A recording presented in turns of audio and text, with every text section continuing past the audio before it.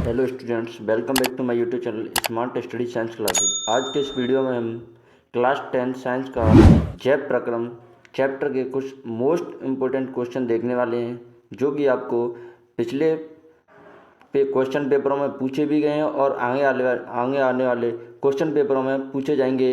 तो चलिए तो वीडियो को स्टार्ट करते हैं। इसमें सबसे पहला क्वेश्चन है हमारा कि लार में भी एक एंजाइम होता है जिसे लारीय खाली जगह कहते हैं। यह क्वेश्चन आपको बोर्ड 2023 में पूछा गया था। कब पूछा गया था? बोर्ड 2023 में।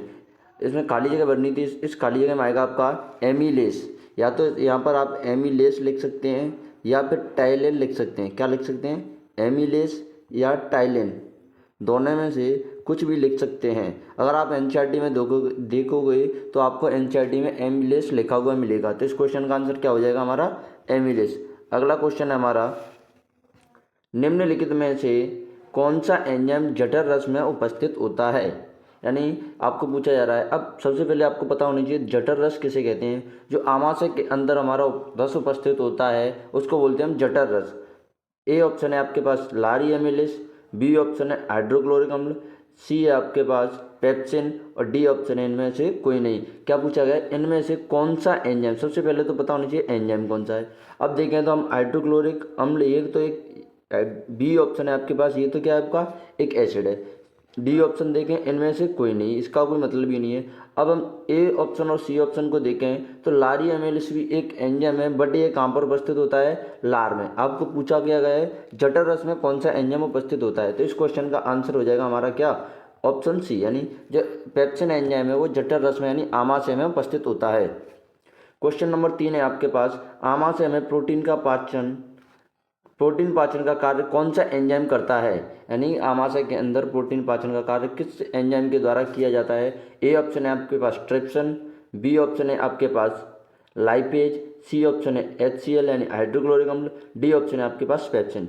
तो सबसे पहले मैं बता दूं आपको कि जो ट्रिप्सिन एंजाइम है वो आपकी क्षुद्रांत्र के अंदर प्रोटीन का पाचन करता है। लाइपेज है, यह भी क्षुद्रांत्र के अंदर वसा का पाचन करता है। HCl है, यह कोई पाचन करता ही नहीं। यह HCl का कार्य होता है जो हमारे भोजन के साथ हानिकारक माइक्रो ऑर्गेनिज्म आ जाते हैं उनको नष्ट करना। डी ऑप्शन है आपके पास पेप्सिन। जैसा कि मैंने अभी आपको ऊपर वाले क्वेश्चन में बताया था कि जो पेप्सिन एंजाइम वो आमाशय के अंदर स्थित होता है और पेप्सिन एंजाइम का कार्य होता है आमाशय के अंदर प्रोटीन का पाचन करना। तो इस क्वेश्चन का आंसर क्या हो जाएगा? डी। क्या हो जाएगा? डी। अगला क्वेश्चन हमारा क्वेश्चन नंबर 4, मानव शरीर में उपस्थित सबसे बड़ी ग्रंथि कौन सी है? मानव शरीर के अंदर जो ग्रंथि है वो सबसे बड़ी ग्रंथि कौन सी है? लार ग्रंथि। ए ऑप्शन है आपके पास लार ग्रंथि, बी ऑप्शन है आपके पास अग्नाशय ग्रंथि, सी ऑप्शन है आपके पास यकृत, डी ऑप्शन है आपके पास उपयुक्त सभी। तो मानव शरीर की सबसे बड़ी ग्रंथि होती है वो होती है आपकी क्या? यकृत ग्रंथि। कौन सी होती है? यकृत ग्रंथि, जिसका वजन होता है 1.2 kg से 1.8 kg तक। कितना होता है? 1.2 kg से 1.8 kg तक। अगला क्वेश्चन हमारा क्वेश्चन नंबर 5, मुख में कार्बोहाइड्रेट का पाचन कौन से एंजाइम द्वारा किया जाता है? जो मुख है हमारा उसके अंदर जो कार्बोहाइड्रेट है उसका पाचन कौन से एंजाइम के द्वारा किया जाता है? ए ऑप्शन है आपके पास लाइपेज, बी ऑप्शन है आपके पास ट्रिप्सिन, सी ऑप्शन है लारी एमिलेस, डी ऑप्शन है उपयुक्त सभी। तो आप देख सकते हैं ए ऑप्शन में अभी मैंने आपको बताया था ये लाइपेज है वो क्षुद्रांत्र के अंदर वसा का पाचन करता है। बी ऑप्शन है ट्रिप्सिन, यह क्षुद्रांत्र के अंदर प्रोटीन का पाचन करता है। तो इसमें कुछ आंसर ए भी नहीं है, आंसर बी भी नहीं है और ए और बी नहीं है, तो ऑप्शन डी यानी उपयुक्त सभी नहीं भी हो सकता आंसर। तो इस क्वेश्चन का आंसर क्या हो जाएगा हमारा? लारी एमिलेस। यानी मुख में कार्बोहाइड्रेट का पाचन किस एंजाइम के द्वारा किया जा रहा है? लारी एमिलेस। किस एंजाइम के द्वारा किया जा रहा है? लारी एमिलेस। अगला क्वेश्चन हमारा क्वेश्चन नंबर 6, आमाशय की भित्तियों को अम्ल की अधिकता से क्षतिग्रस्त होने से कौन बचाता है? आप देख सकते हैं कि हमारे आमाशय के अंदर HCl प्रेजेंट होता है, लेकिन ये फिर भी हमारे आमाशय की भित्तियों को क्षतिग्रस्त नहीं करता। इसे क्षतिग्रस्त होने से बचाता कौन है?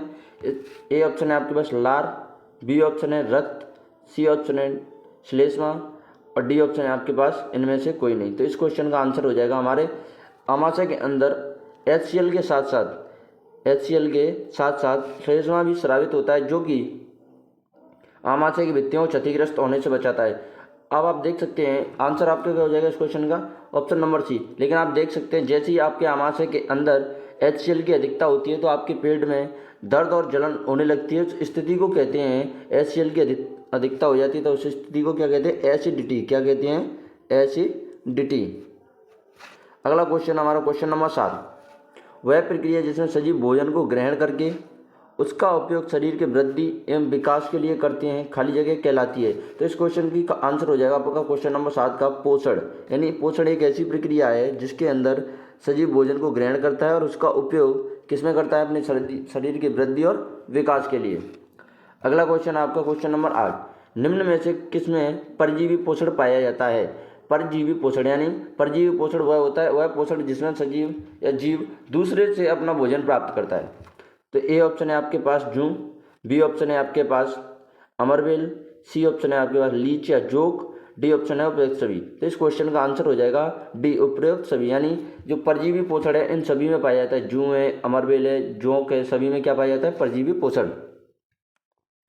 अगला क्वेश्चन है आपका क्वेश्चन नंबर 9, निम्न में से स्वपोषी पोषण किसमें पाया जाता है। स्वपोषी पोषण यानी ऐसा पोषण या पोषण की वह विधि जिसमें सजीव अपना भोजन स्वयं बनाते हैं, वह क्या कहलाता है, स्वपोषी पोषण। और ऐसे सजीव क्या कहलाते हैं, स्वपोषी। अब ए ऑप्शन है आपके पास बैक्टीरिया, बी ऑप्शन है आपके पास फफूंद, सी ऑप्शन है आपके पास नीलहरित शैवाल एवं पेड़ पौधे, डी ऑप्शन है आपके पास इनमें से कोई नहीं। तो इस क्वेश्चन का आंसर हो जाएगा आपका सी ऑप्शन, कौन सा, नीलहरित शैवाल और पेड़ पौधे। क्वेश्चन नंबर 10, अगला क्वेश्चन है प्राणी संपोषण के उदाहरण लिखिए। यानी प्राणियों के समान पोषण किसमें पाया जाता है। तो इसके उदाहरण है आपके मानव, क्या है इसके उदाहरण, मानव, और दूसरा है अमीबा। ये दोनों एग्जाम्पल आपको याद रखने हैं, प्राणी संपोषण के दो एग्जाम्पल मानव और अमीबा। अगला क्वेश्चन है आपका क्वेश्चन नंबर 11, प्रकाश संश्लेषण में उपयुक्त होने वाली कच्ची सामग्री कौन कौन सी हैं। तो आपने देखा होगा एनसीईआरटी के अंदर प्रकाश संश्लेषण की प्रक्रिया दी हुई है। आप उसमें देखेंगे कि CO2 दिया होता है आपको, H2O दिया होता है, क्लोरोफिल भी दिया हुआ होता है आपको,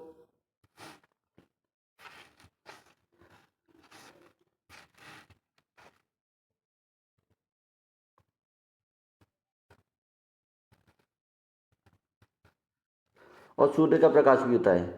तो ये आपकी जो प्रकाश संश्लेषण के अंदर सामग्रियां प्रयुक्त होती हैं वो सभी कच्ची सामग्रियां होती हैं। और आप देख सकते हैं कि आपको उत्पाद के रूप में क्या मिलता है, ग्लूकोज। क्या मिलता है, ग्लूकोज। तो अब इस क्वेश्चन आपको पूछा है प्रकाश संश्लेषण में उपयुक्त होने वाली कच्ची सामग्री कौन कौन सी है। तो आप देख सकते हैं कच्ची सामग्रियाँ कौन कौन सी हमारे पास, पहली है CO2, दूसरी है H2O, तीसरी है क्लोरोफिल और चौथी है सूर्य का प्रकाश। ये सभी सामग्रियाँ प्रकाश संश्लेषण के अंदर कच्ची सामग्रियों के रूप में प्रयुक्त होती हैं। अगला क्वेश्चन है हमारा क्वेश्चन नंबर 12, कौन सा है, क्वेश्चन नंबर 12, मानव आहार नाल का सबसे लंबा भाग कौन सा होता है। मानव आहार नाल का सबसे लंबा भाग कौन सा होता है। ए ऑप्शन है आपके पास बृहदांत्र यानी बड़ी आंत, बी ऑप्शन है आपके पास क्षुद्रांत्र यानी छोटी आंत, सी ऑप्शन है आपके पास आमाशय, डी ऑप्शन है आपके पास श्वास नली। तो इस क्वेश्चन का आंसर हो जाएगा हमारा क्या, बी, ऑप्शन बी, यानी क्षुद्रांत्र। छोटी आंत है उसकी लंबाई 6 से 7 मीटर होती है, जबकि बड़ी आंत है उसकी लंबाई 1.5 मीटर होती है। आमाशय की लंबाई बहुत ही कम होती है और श्वास नली की भी लंबाई बहुत ही कम होती है। तो इस प्रकार इस क्वेश्चन का आंसर क्या हो जाएगा, क्षुद्रांत्र, यानी ऑप्शन नंबर बी। अगला क्वेश्चन है आपका क्वेश्चन नंबर 13, मानव आहार नाल का ऐसा कौन सा भाग है जो भोजन और श्वसन दोनों के लिए सामान्य पथ का कार्य करता है। भोजन नली नहीं, ओनली भोजन नली वो भोजन के लिए कार्य करती है, श्वास नली श्वास के लिए काम करती है, ग्रसिका भोजन नली को हम क्या बोलते हैं, ग्रसिका। डी ऑप्शन है आपके पास श्वसनी। तो इस क्वेश्चन का आंसर क्या हो जाएगा, श्वसनी है, सॉरी इसकी जगह श्वसनी नहीं आएगा, क्या आएगा, ग्रसनी आएगा। इसकी जगह क्या आएगा, ग्रसनी। ग्रसनी है वो आपके मानव में भोजन और श्वसन दोनों के लिए एक कॉमन पथ यानी सामान्य पथ का काम करती है। इसका आंसर क्या हो जाएगा, इसमें श्वसनी ना होकर डी ऑप्शन में अब लिख लेना ग्रसनी। क्या हो जाएगा आंसर, ग्रसनी। आहार नाल का ऐसा कौन सा भाग है जहाँ पर पाचन या अवशोषण की क्रिया नहीं होती है। आहार नाल का ऐसा कौन सा भाग है जहाँ पर कोई पाचन और अवशोषण नहीं होता है। ए ऑप्शन है आपके पास आमाशय, बी ऑप्शन है आपके पास ग्रासनाल, सी ऑप्शन है आपके पास मुख, डी ऑप्शन है प्रोष्ठभी। तो आप देख सकते हैं कि आमाशय के अंदर तो पाचन होता है, तो ऑप्शन ये तो हो नहीं सकता। ग्रासनाल है जिसको भोजन नली भी बोलते हैं, मुख है, मुख के अंदर भी पाचन होता है। तो आप देख सकते हैं ऑप्शन नंबर डी भी नहीं हो सकता उपयुक्त सभी। तो इस क्वेश्चन का आंसर क्या हो जाएगा, ऑप्शन नंबर बी, यानी ग्रासनाल जिसको हम भोजन नली भी बोलते हैं। ग्रासनाल से भोजन आमाशय तक कैसे पहुंचता है, यानी ग्रासनाल से भोजन आमाशय तक जाता है तो किस प्रकार जाता है? जीव द्वारा, ए ऑप्शन है जीव द्वारा, बी ऑप्शन है नली द्वारा, सी ऑप्शन है क्रमाकुंचन गति द्वारा, डी ऑप्शन है इनमें से कोई नहीं। तो इस क्वेश्चन का आंसर क्या हो जाएगा हमारा? ऑप्शन नंबर सी, क्रमाकुंचन गति द्वारा ही भोजन नली या ग्रास नली से आमाशय तक पहुंचता है। आमाशय की आकृति होती है, प्रश्न नंबर 16 है कि आमाशय की आकृति कैसी होती है? आम के जैसी, अंग्रेजी के एक्स अक्षर के समान, सी ऑप्शन है अंग्रेजी के जे अक्षर के समान, इनमें से, और डी ऑप्शन है इनमें से कोई नहीं। तो आप देख सकते हैं जो आमाशय है वो कुछ इस प्रकार बना हुआ होता है, कुछ इस प्रकार बना हुआ होता है आमाशय आपका। तो आप देख सकते हैं जो आपका आमाशय है उसकी आकृति कैसी होती है? अंग्रेजी के जे अक्षर के समान। तो इस क्वेश्चन का आंसर क्या हो जाएगा आपका? Option number C. अगला क्वेश्चन है क्वेश्चन नंबर 17, अग्नाशय ग्रंथि से कौन सा हार्मोन स्रावित होता है? अगर थायरोक्सिन हार्मोन की बात करें, ये ऑप्शन आपके पास थायरोक्सिन, यह हार्मोन थायराइड ग्रंथि से स्रावित होता है। कहाँ से होता है? थायराइड ग्रंथि से स्रावित होता है। बी ऑप्शन है इंसुलिन, सी ऑप्शन है टेस्टोस्टेरोन, यह आपका वृषण ग्रंथि से स्रावित होता है। टेस्टोस्टेरोन एस्ट्रोजन है, वो अंडाशय से स्रावित होता है। तो आपको पूछा गया अग्नाशय से कौन सा स्रावित होता है, तो इस क्वेश्चन का आंसर क्या हो जाएगा? ऑप्शन नंबर बी, यानी अग्नाशय ग्रंथि से इंसुलिन हार्मोन स्रावित होता है। इंसुलिन हार्मोन की कमी से कौन सा रोग होता है? ए ऑप्शन है गोइटर या घेंगा, बी ऑप्शन है बौनापन, सी ऑप्शन है मधुमेह, डी ऑप्शन है लंबापन। अब आप देख सकते हैं गोइटर या घेंगा हमारा आयोडीन की कमी या थायरोक्सिन हार्मोन की कमी से होता है। या तो आपका आयोडीन की कमी से होगा, जो गोइटर है वो आयोडीन की कमी या थायरोक्सिन हार्मोन की कमी से होता है। ठीक है। बौनापन है यह आपका वृद्धि हार्मोन की वजह से होता है। और मधुमेह यह आपका इंसुलिन की कमी से होता है। और लंबापन किसके वजह से होता है? वृद्धि हार्मोन की अधिकता की वजह से। तो इस क्वेश्चन का आंसर क्या हो जाएगा आपका? ऑप्शन नंबर सी, यानी जो इंसुलिन हार्मोन की कमी से कौन सा रोग होता है? मधुमेह, जिसे हम डायबिटीज भी बोलते हैं। और अगर हम बात करें लोकल की भाषा में तो इसे शुगर भी बोल देते हैं कई लोग, क्योंकि इस रोग के अंदर हमारे ब्लड के अंदर जो ग्लूकोज है उसकी मात्रा बढ़ जाती है, इसलिए लोग इसे लोकल भाषा में क्या बोल देते हैं? शुगर। मानव आहारनाल का ऐसा कौन सा भाग है जिसमें कार्बोहाइड्रेट, प्रोटीन एवं वसा का पूर्ण पाचन होता है?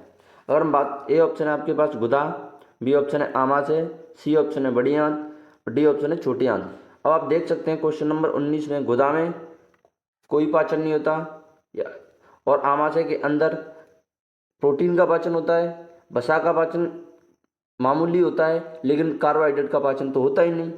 और पूछा क्या गया जिसमें तीनों का पाचन हो रहा हो, कार्बोहाइड्रेट, प्रोटीन एवं वसा। बड़ी आंत के अंदर जल का अवशोषण किया जाए, और छोटी आंत एक ऐसा आहार नाल का एक ऐसा स्थान है जहां पर प्रोटीन, वसा और कार्बोहाइड्रेट सभी का पाचन होता है। तो इस क्वेश्चन का आंसर क्या हो जाएगा? Option number D.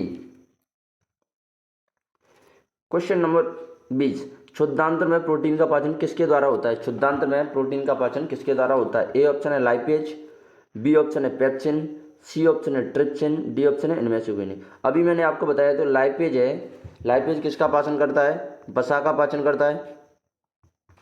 किसका पाचन करता है लाइपेज? वसा का पाचन करता है। अगर हम बात कर रहे हैं पेप्सिन एंजाइम की, तो पेप्सिन एंजाइम प्रोटीन का पाचन करता है, बट यह प्रोटीन का पाचन आमाशय के अंदर करता है। कहाँ पर करता है? प्रोटीन का पाचन आमाशय के अंदर। सी ऑप्शन है आपके पास ट्रिप्सिन, यह आपका ट्रिप्सिन एंजाइम है, यह भी प्रोटीन का पाचन करता है, बट यह प्रोटीन का पाचन छोटी आंत के अंदर करता है। कहाँ पर करता है? छोटी आंत के अंदर। आपको यही पूछा गया है कि शुद्धांत के अंदर प्रोटीन का पाचन कौन करता है, तो इस क्वेश्चन का आंसर क्या हो जाएगा? Option number C, trypsin enzyme है, छोटी आंत के अंदर प्रोटीन का पाचन करता है। अगला क्वेश्चन है क्वेश्चन नंबर 21, शुद्धांत में वसा का पाचन एक एंजाइम के द्वारा होता है, उसे कहते हैं, अभी मैंने आपको ऊपर बताया था क्या कहते हैं उसे, जो शुद्धांत में वसा का पाचन करता है, लाइपेज एंजाइम। क्या कहते हैं? लाइपेज।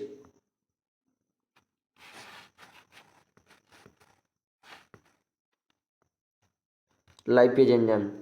प्रोटीन किससे मिलकर बना होता है? क्वेश्चन नंबर 22 है, प्रोटीन किससे मिलकर बना होता है? तो इस क्वेश्चन का आंसर हो जाएगा आपका कि प्रोटीन है वो अमीनो अम्लों से मिलकर बना होता है। किससे बना होता है? अमीनो अम्लों से।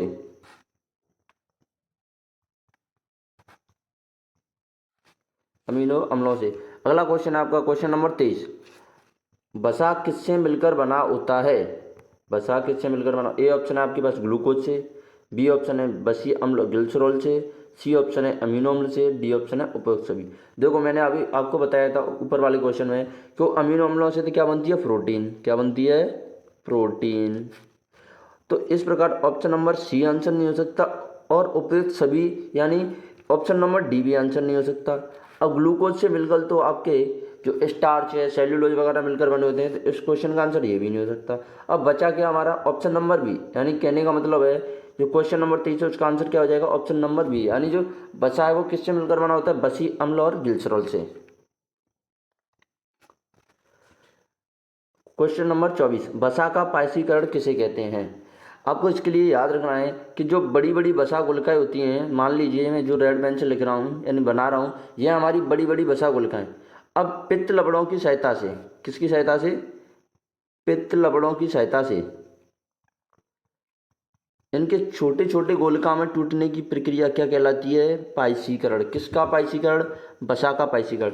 यानी ये जो आपको बड़ी बड़ी वसा गुलिकाएं दिखाई दे रही हैं, इधर जो ब्लैक की हुई है मैंने अभी ब्लैक गोले के अंदर बंद की हुई है, इनके बड़ी यानी बड़ी वसा गुलिकाओं के पित्त लवणों की सहायता से छोटी वसा गुलिकाओं में टूटने की प्रक्रिया क्या कहलाती है, वसा का पायसीकरण।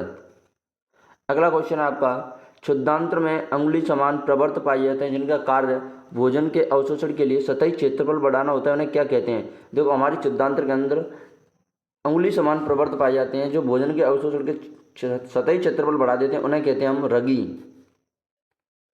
क्या कहते हैं, दीर्घ रोम। क्या कहते हैं, दीर्घ रोम।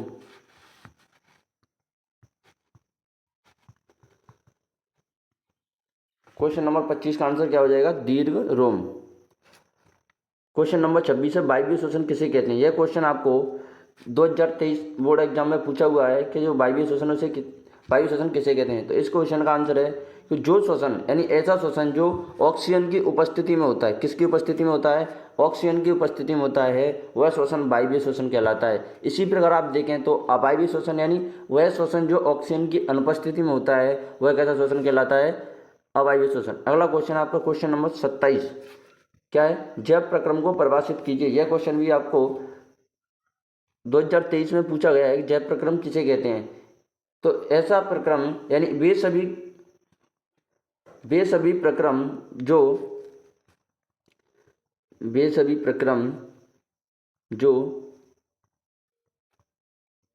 हमारे शरीर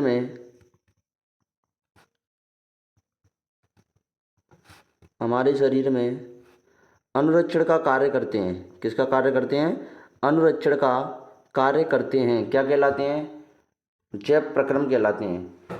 यानी वे सभी प्रक्रम जो हमारे शरीर में अनुरक्षण का कार्य करते हैं क्या कहलाते हैं, जैव प्रक्रम कहलाते हैं।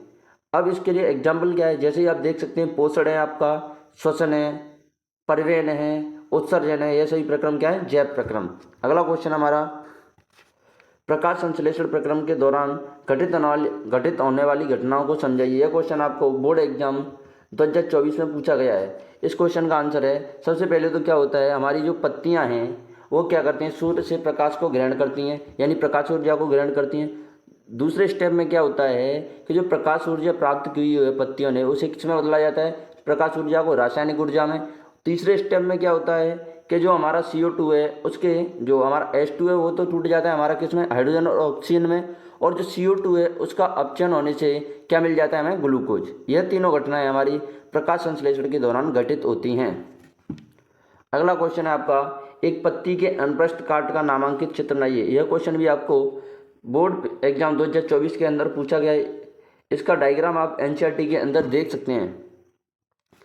अगला क्वेश्चन हमारा, पत्तियों में रंध्रों के खुलने एवं बंद होने की प्रक्रिया को समझाइए। यह क्वेश्चन भी आपको बोर्ड एग्जाम 2024 में पूछा गया है। इस क्वेश्चन का आंसर होगा आपका, यानी जो पत्तियों के रंध्रों के खुलने और बंद होने की प्रक्रिया है वो किसके द्वारा नियंत्रित की जाती है, सबसे पहले तो द्वार कोशिकाओं के द्वारा। किसके द्वारा नियंत्रित की जाती है, द्वार कोशिकाओं के द्वारा। अब मान लीजिए कि द्वार कोशिकाओं के अंदर अगर पानी भर जाता है तो द्वार कोशिकाओं के फूल जाने से जो रंध्र हैं वो खुल जाते हैं, यानी द्वार कोशिकाओं के अंदर पानी भरने से द्वार कोशिकाएं फूल जाती हैं और रंध्र खुल जाते हैं। अगर द्वार कोशिकाओं के अंदर से हमारा पानी निकल जाता है और पानी निकलने से द्वार कोशिकाएं सिकुड़ जाती हैं और सिकुड़ जाने की वजह से रंध्र हमारे क्या हो जाते हैं, बंद हो जाते हैं। क्या हो जाते हैं, बंद हो जाते हैं। इस प्रकार रंध्रों के खुलने और बंद होने की प्रक्रिया होती है, जो कि नियंत्रित किसके द्वारा किया जाती है? द्वार कोशिकाओं के द्वारा। अगला क्वेश्चन है हमारा, खुले और बंद रंध्र का नामांकित चित्र बनाइए। यह क्वेश्चन भी आपको बोर्ड 2024 में पूछा गया है। इस क्वेश्चन का आंसर भी यानी डायग्राम भी आप कहाँ से देख सकते हैं? एनसीईआरटी में से देख सकते हैं। अगला है हमारा, मानव श्वसन तंत्र के वायु मार्ग को समझाइए। मानव श्वसन तंत्र के वायु मार्ग को समझाइए। वायु मार्ग का मतलब है श्वास कहाँ से कहाँ तक जाती है। तो हम बात करें अगर वायु मार्ग की, सबसे पहले आप देख सकते हैं इसमें जो हमारी वायु वो कहाँ से जाती है? नासिका द्वार से। कहाँ से जाती है? नासिका द्वार से। उसके बाद नासिका गुहा में, नासिका गुहा में, और नासिका गुहा के बाद कहाँ जाती है? आप देखें तो आप नासिका गुहा के बाद कहाँ जाएगी वायु?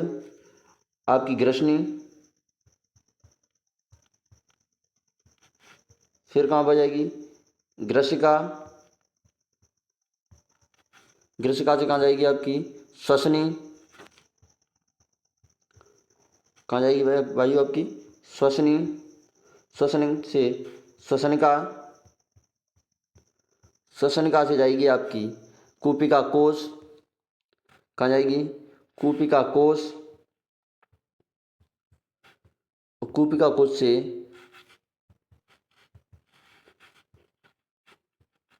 कूपिका कोश, और कूपिका कोश से कहाँ जाएगी? कूपिका के अंदर। कहाँ जाएगी? कूपिका के अंदर। और कूपिका क्या होती है? कूपिका को मानव श्वसन तंत्र के मानव फेफड़ों की संरचनात्मक एवं क्रियात्मक इकाई भी कहा जाता है, जहाँ से कूपिकाओं से वायु कहाँ चली जाती है? हमारे शरीर के अंगों में। यानी अगर श्वसन मार्ग की बात करें तो हमारी वायु कहाँ जाती है? पहले वायु हमारी नासिका द्वार से होते हुए नासिका गुहा में, नासिका गुहा से कहाँ जाएगी? ग्रसनी में, ग्रसनी से ग्रसिका में, और ग्रसिका से कहाँ जाएगी? श्वसनी में, और श्वसनी से कहाँ जाएगी? श्वसनिका में, और श्वसनिका से कहाँ जाएगी? कूपिका कोश में, कूपिका कोश से कहाँ जाएगी? कूपिका के अंदर, और कूपिका से हमारे शरीर में पहुँच जाती है। कहाँ पहुँच जाती है? हमारे शरीर में। यह होता है आपका वायु का मार्ग। यह क्वेश्चन भी आपको देख सकते हैं आप, वायु के श्वसन तंत्र के मार्ग को समझाइए। क्वेश्चन भी आपको 2023 के अंदर पूछा गया है।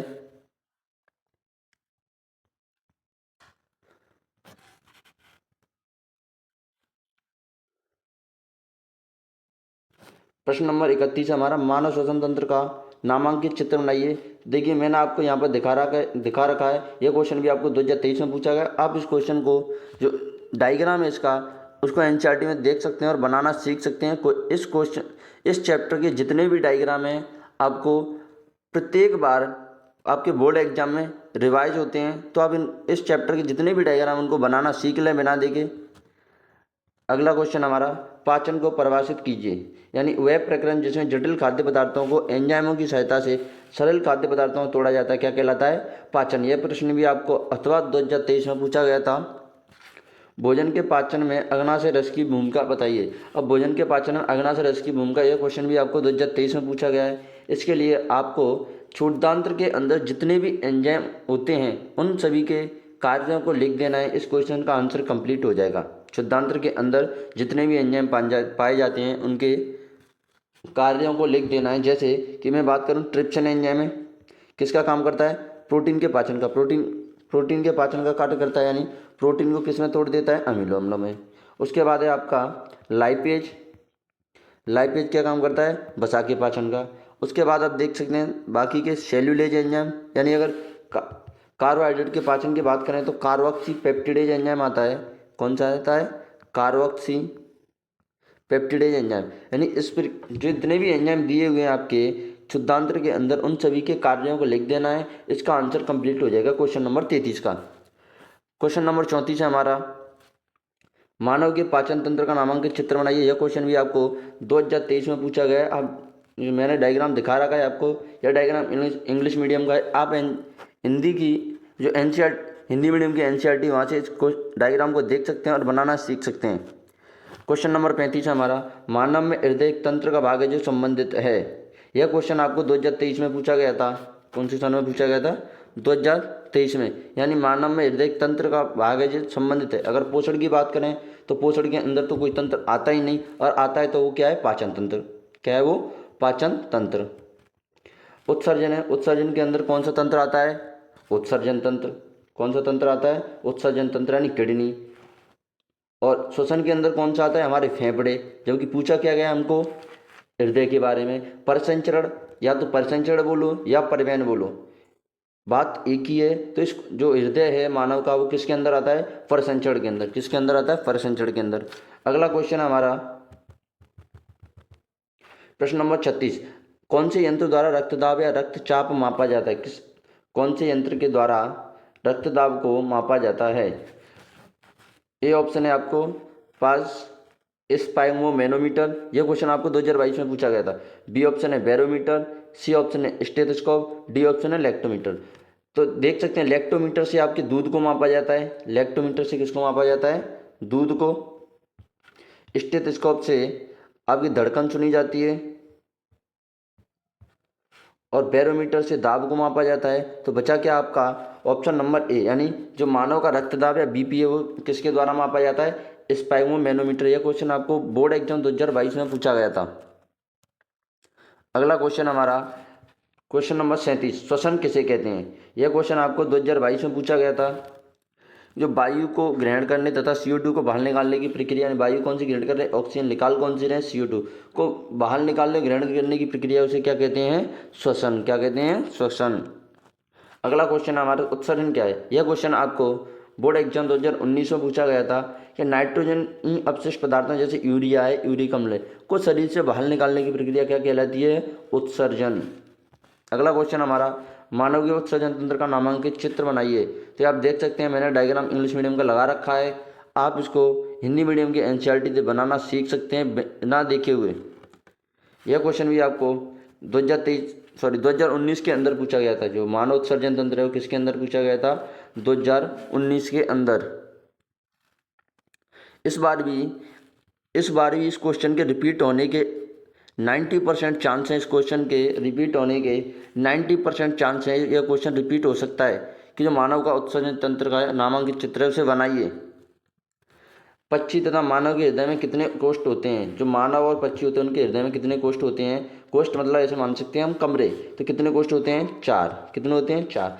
इन चारों में से क्या क्या होते हैं? 2 ऊपर वाले, जैसे कि मैं बात करूँ, ये मान लीजिए ये डायग्राम है हमारे पास। अगर मैं इनको 4 भागों में डिवाइड कर दूँ तो जो ऊपर वाले दिखाई दे रहे हैं आपको, जो मैंने डार्क कर रखे हैं रेड पेन से, ये तो होते हैं आपके दोनों आलिंद। और जो नीचे वाले होते हैं वो क्या होते हैं? नीले। क्या होते हैं? नीले। अब आप देख सकते हैं कि एक होगा, ये वाला तो होगा आपका बायां आलिंद, ये वाला होगा दायां आलिंद, ये होगा आपका बायां निलय, ये होगा दायां निलय। तो कितने कोष्ठ होते हैं मानव और पक्षियों के हृदय में? 4। सरीसृपों तथा मछलियों के हृदय क्रमशः कितने कोष्ठी होता है? यानी सरीसृप और मछलियों के हृदय में कितने कोष्ठ होते हैं? ए ऑप्शन है आपके पास 2 और 3, बी ऑप्शन है आपके पास 3 और 2, सी ऑप्शन है 4,4, डी ऑप्शन है 3 और 4। तो इस क्वेश्चन का आंसर हो जाएगा ऑप्शन नंबर बी, यानी सरीसृपों का हृदय तो कितने कोष्ठी होता है? 3 कोष्ठी। मछलियों का हृदय कितने कोष्ठी होता है? 2 कोष्ठी। अगला क्वेश्चन है आपका क्वेश्चन नंबर 42। हृदय के कौन से भागों में शुद्ध रक्त सबसे पहले प्राप्त होता है? तो अभी मैंने ऊपर डायग्राम बनाया था, इस वाली डायग्राम को देखें अगर हम, तो आप देख सकते हैं ये कौन सा है आपका? यह है आपका बायां आलिंद। कौन सा? बायां आलिंद, LA। तो ये फेफड़ों में से जो ब्लड आता है, यानी यहाँ मान लीजिए हमारे फेफड़ों से जो ब्लड आता है सबसे पहले यहाँ आता है। तो आपको क्वेश्चन में क्या पूछा गया है कि आपको जो शुद्ध रक्त है सबसे पहले कहाँ पर प्राप्त होता है? हृदय के कौन से भाग में प्राप्त होता है? तो हृदय के बायां आलिंद में। कहाँ प्राप्त होता है? हृदय के बायां आलिंद में। तो आप देख सकते हैं इस क्वेश्चन का आंसर क्या हो जाएगा? Option number C. जो शुद्ध रक्त है वो सबसे पहले कहाँ प्राप्त होता है? हृदय के बायां आलिंद में। मानव का सामान्य रक्तदाब यानी बीपी कितना होता है? मानव का जो सामान्य रक्तदाब या बीपी है वो कितना होता है? तो इस क्वेश्चन का आंसर हो जाएगा 120/80 mm/Hg। जो मानव का सामान्य रक्तदाब है वो कितना होता है? 120/80 mm/Hg। अगला क्वेश्चन है आपका, निम्न में से रक्त का थक्का किसके द्वारा बनाया जाता है? जो आप ए ऑप्शन है आपके पास WBC, बी ऑप्शन है RBC, सी ऑप्शन है प्लेटलेट्स, डी ऑप्शन है इनमें से कोई नहीं। तो WBC का मतलब होता है श्वेत रक्त कणिकाएं, RBC का मतलब होता है आपका लाल रक्त कोशिकाएं, प्लेटलेट्स को हिंदी में बिम्बाणु कहते हैं। और आप देख सकते हैं जो आरबीसी हैं वो ऑक्सीजन को ले जाती हैं, तो इस क्वेश्चन का आंसर ये नहीं हो सकता। डब्ल्यूबीसी हमारे शरीर की सुरक्षा में कार्य करती हैं, ये भी आंसर नहीं हो सकता।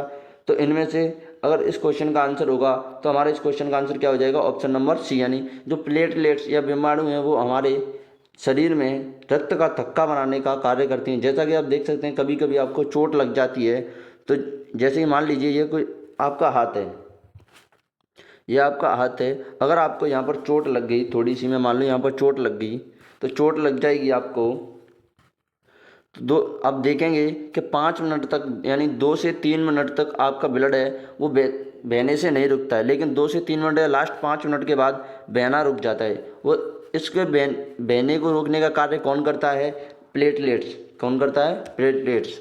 अगला क्वेश्चन है आपका, लास्ट क्वेश्चन है, प्रश्न नंबर 45, निम्न में से कौन सी रक्तवाहिनियाँ रक्त को हृदय से दूर ले जाती हैं। ए ऑप्शन है आपका शिराएँ, बी ऑप्शन है आपका धमनियाँ, सी ऑप्शन है केशिकाएँ, डी ऑप्शन है उपयुक्त सभी।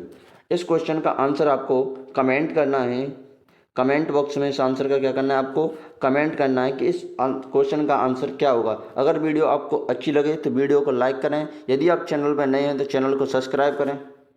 Thank you.